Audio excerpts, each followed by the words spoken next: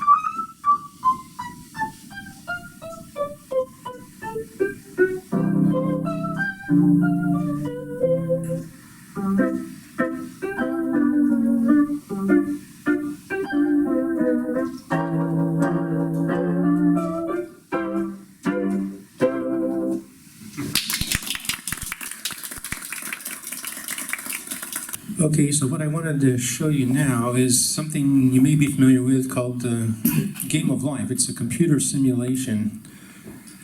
It's kind of a very simplified version of biological evolution, very much simplified, like a microscopic life form. The rules are very simple, and so the object is to see if it's possible to actually observe evolution happening with a very simple mathematical life form. So it appeared in 1970 in Scientific American magazine in the mathematical games section, and ever since that time people have been doing computer simulations of it. So I'm just going to show you a little bit of that.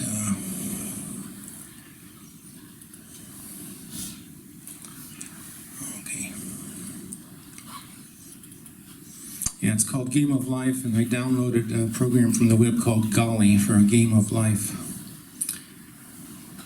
So, it's, well, just real quickly, initially it was played on a checkerboard, but then they quickly realized that we need a computer to do it. But the rules are very simple, that you start out with some initial life form, and then you see how it evolves over time. And when three cells are together, like this cell right here has three, I don't know if you can see that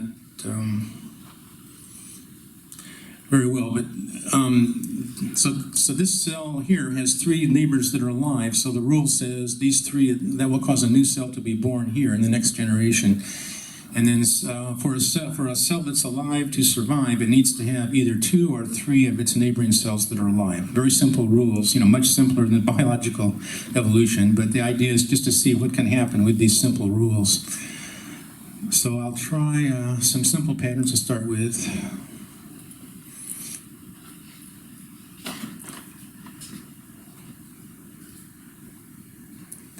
Let's see.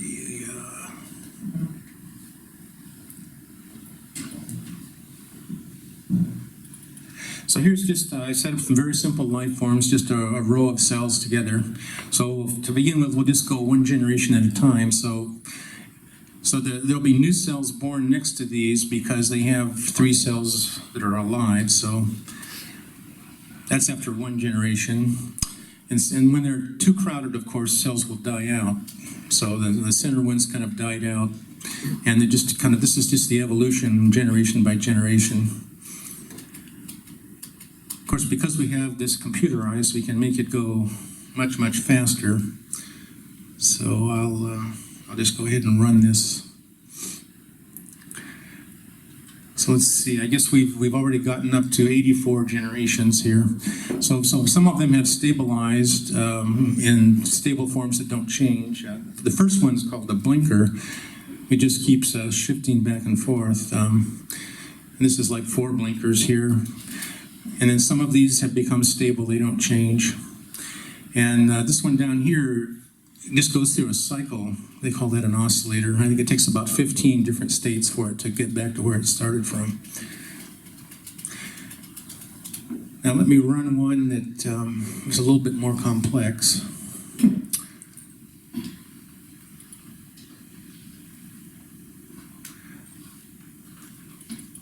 Okay, so here's one that, I don't know if you noticed, those previous ones were symmetrical up and down and left and right. Now this one here will be asymmetrical because it doesn't have that symmetry. So I'll just start at one generation at a time to begin with. So again, it's just those simple rules that 3 cells will give birth to a new cell, and it takes either 2 or 3, if it's more than 3 cells, it'll die from overcrowding, and if it has fewer than 2 neighbors, it dies from isolation. So this just goes on and on. So I'll speed it up. We can actually run 100 generations per second, so we can make evolution go really fast.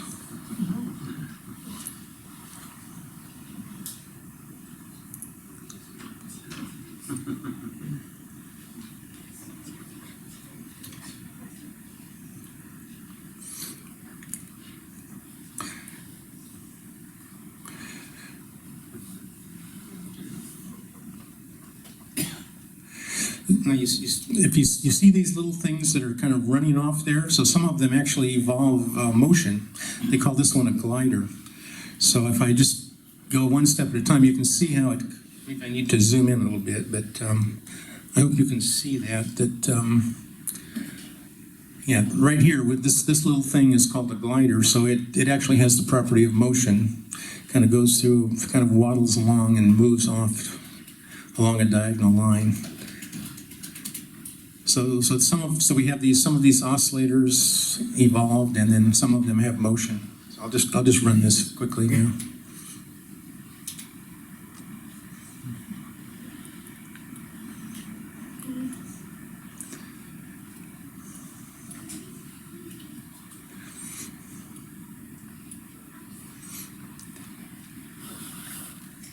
So you see occasionally these little gliders get formed, and they just run off on a diagonal line.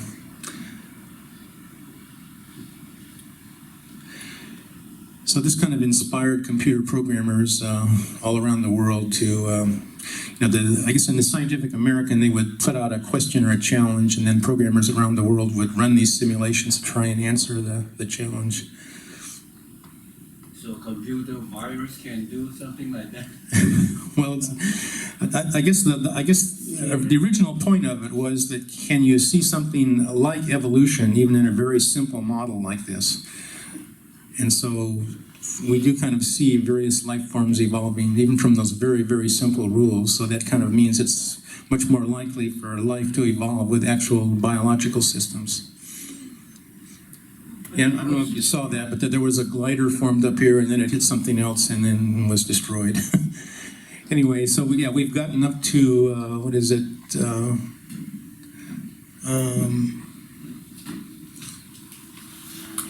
Yeah, thousands and thousands of generations here. Okay. So I've been informed that I've kind of run over my time. So if there's more time later, perhaps we can try some more life forms. But this gives you an idea what the game of life is.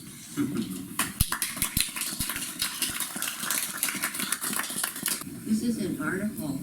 It's called "A Fish I've Never Caught," and it was written by myself in collaboration with my person I was married to at the time. And okay, so here we go. The salesman in the fishing tackle store was so enthusiastic he had us believing that we'd catch hundreds of fish. We mirrored his enthusiasm as we emerged grinning from his store, loaded down with fishing line, hooks, and lures of outrageous colors. In the South Pacific, on a sailboat, you should troll using a hand line, at least 300-pound test. If you don't catch something in 30 minutes, change lures.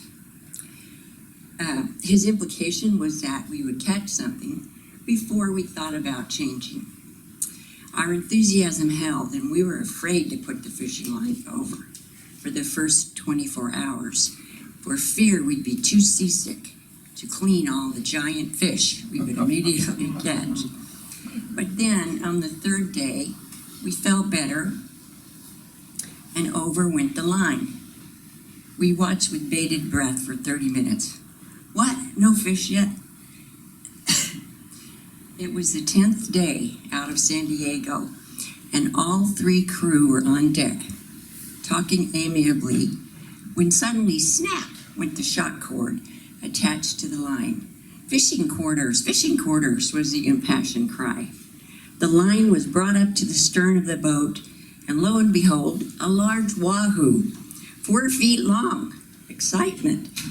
The skipper, Verge, gaffed him and was about to haul him in when suddenly he seemed to come alive. With a mighty jerk of his head, he yanked the gaff out of Verge's hand, bit through the leader, and was gone with our only gaff. We turned around for gaff overboard, but to no avail. Disappointed beyond belief, we nonetheless got out another lure and threw the line over the stern. We watched intently until other responsibilities took us out of fish fantasizing. That evening, when we brought the line in, we found another lure gone, and the leader chewed through. The next day, we were pulling in the line. We felt a tug, and with growing excitement, got the line in, only to find a 3-foot-long, very skinny fish with quite a row of incisors. Ugh, we threw him back. When we made landfall on Hivaoa in the Marquesas, we caught a small barracuda just as we approached. This was our first success, and we were delighted. But in our excitement, waiting off the village until daylight, we neglected to clean him before it was too late, and his stench forced us to throw him over. Immediately, there were sharks all around the boat, helping us to postpone that swim we had planned to take. While we were anchored at Hivaoa, we met an interesting young Australian single handler whose fish stories held us in a captive audience. He had sailed from England to the Panama Canal, making several stops, but without having caught one fish. He had used all types of lures. However, on his passage from Panama to the Marquesas, he gave up on lures and was using flying fish for bait, which always got him a fish, and sometimes with bigger ones than he wanted, sometimes much bigger ones than he wanted. Even when he only used a piece of tin foil on a hook, he caught fish. I was getting darn sick of fish, he said, and besides, I was always afraid those big mahi-mahis would bite me before I could get them killed.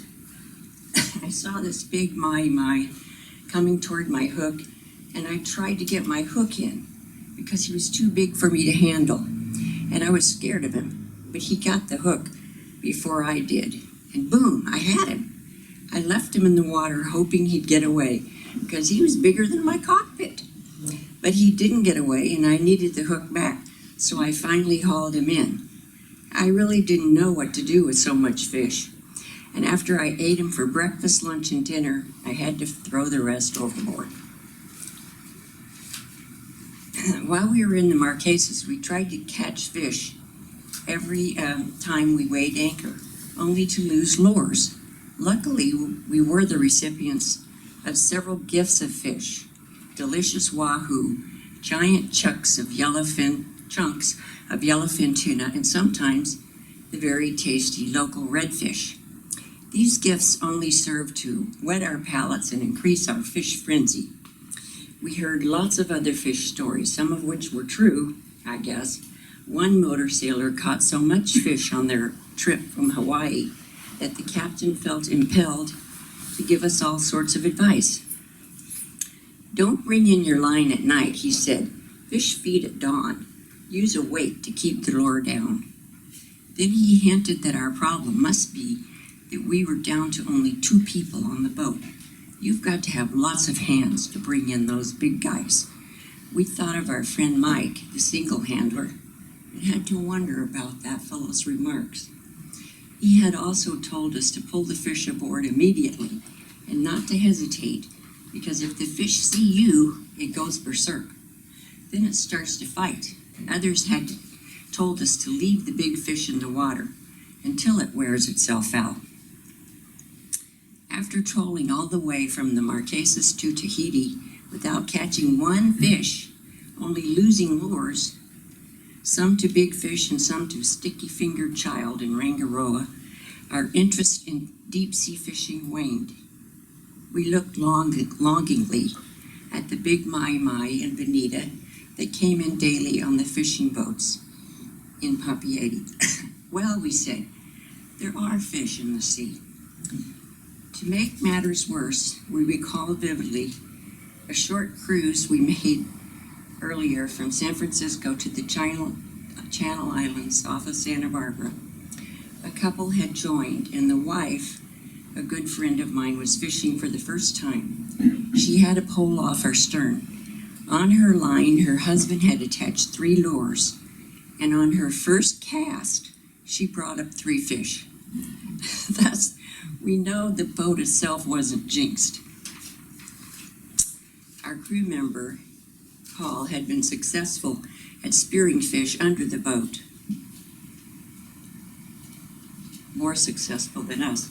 Our interest in fishing revived when in Moorea we were introduced to the delicacy of octopus. An acquaintance had speared a large one with tentacles about 4 feet long. Before he could spear it, he had to stop it, which he managed by grabbing one tentacle and allowing the octopus to wrap itself around his forearm. After killing this creature, Burge assisted the fellow in beating the octopus against a tree to tenderize it. It was pressure cooked for about 20 minutes and served with tartar sauce. Delicious. We tried catching octopus at feeding time, twilight and dawn, near the reef several times, but didn't catch any more. In Huahine, we received a gift of fresh wahoo caught by some sailing acquaintances just as they approached the pass. Thus we sailed on to Bora Bora. Our enthusiasm returned, and we trailed a beautiful new white and yellow lure, a perfect match to the one that caught the wahoo. We kept looking back at it with hope right until the moment we dropped anchor. While comforting ourselves, we gazed off the stern into the crystal clear water of our own tropical aquarium. We saw a beautiful coral garden with fish of every kind. Suddenly, we noticed a large barracuda lurking there. He was at least 3 feet long. His mouth was open as if in a smirk, and he showed us his many canine teeth. A small blue wrastlefish was swimming in and out of his teeth, cleaning them, I guess. This was too much. Over went the fish line with lure attached. We watched expectantly for an hour as Barry the barracuda from Bora Bora stared at the lure. It didn't even rate a sniff, and he continued with his evening rituals. We noticed Barry was still below the next morning, and barracuda fever prevailed all day with visions of poisson cru. However, Burge said, Barry didn't get to be that big by being dumb. Barracuda fever was contagious, and everyone who stood on the dock near our boat eyed him gluttonously and ran to get their fishing lines. One fellow fished for Barry for several days, using raw fish for bait, and finally caught a huge moray eel, 5 feet. Later that night, while the moray was hanging dead in the water, a 12-foot shark glided by and chopped off half. At the end of the story, we were still there, watching Barry now and then, and awaiting the onset of the next fishing fever.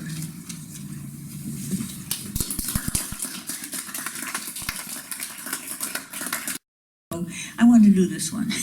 It's not terribly long. It's called Natural History by Rebecca Lehman. Tell me the world. Here comes light, unspoken. Light hooks a claw on the horizon and pulls itself into view. Here comes water, saline, scattering single-celled organisms. Land is a puppet.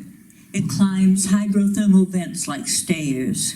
Lava congeals, land rises. Here comes the land, hands springing out of the water. Wind is a comma, pausing the day. At night, wind kicks its legs. What about multi-cell life? What about invertebrates and vertebrates? Tell me evolution.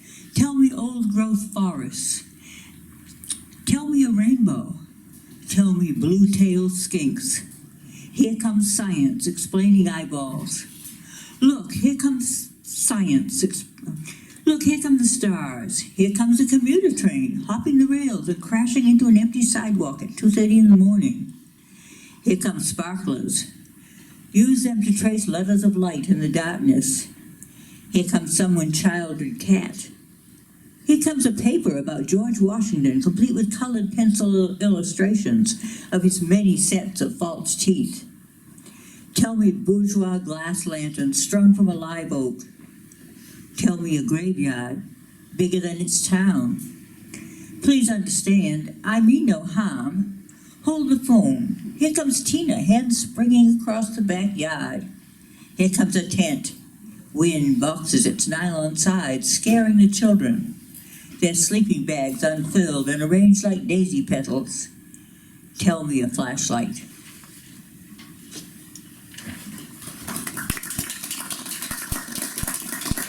The poem, The Song of the Wage Slave by Robert Service.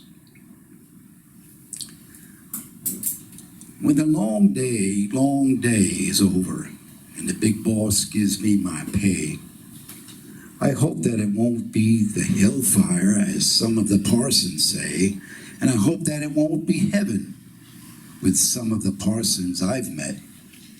All I want is just quiet, just to rest and forget.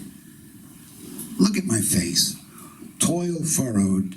Look at my calloused hands. Master, I've done the bidding, wrought in thy many lands, wrought for the little masters, big-bellied they be and rich. I've done their desire for a daily hire, and I die like a dog in a ditch. I have used the strength thou hast given. Thou knowest I did not shirk. There 80 years of labor, thine be the long day's work. And now, big master, are broken and bent and twisted and scarred, but I've held my job, and thou knowest, and thou wilt not judge me hard. Thou knowest my sins are many, and often I've played the fool. Whiskey and cards and women, they made me the devil's tool. I was just like a child with money. I flung it away with a curse, feasting a fawning parasite or glutting a harlot's purse. Then back to the woods repentant, back to the mill or the mine, I, the wonder worker of workers, everything in my line. Everything hard but head work. I'd no more brains than a kid. A brute with brute strength to labor, doing as I was bid, living in camps with menfolk, a lonely and loveless life, never knew kiss of sweetheart, never caress of wife. A brute with brute strength to labor, and they were so far above, yet I'd gladly have gone to the gallows for one little look of love. I, with the strength of 2 men, savage and shy and wild, yet how I'd have no treasure of woman and the sweet, warm kiss of a child.